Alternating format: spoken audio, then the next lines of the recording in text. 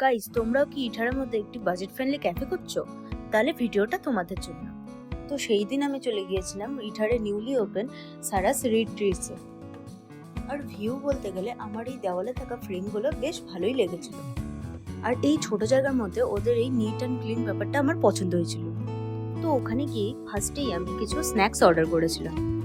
ফার্স্টেই আমি ট্রাই করে নিলাম ফিশ ফিঙ্গার, যেটা ছিল ভেটকি মাছের ঠাসা। আর তার সাথে সাথেই টেস্টটাও ছিল একদম অসম।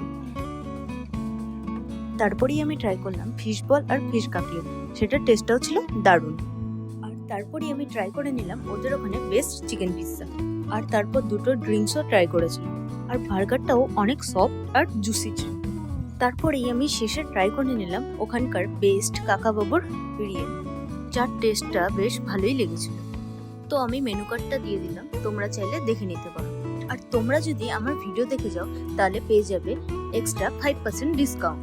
আর লোকেশনটা হলো ইটারে ম্যাডো বাজারের ঠিক পাশে রয়েছে এই সারাস রিট্রিটস। সো আজকে এটুকুই, টাটা।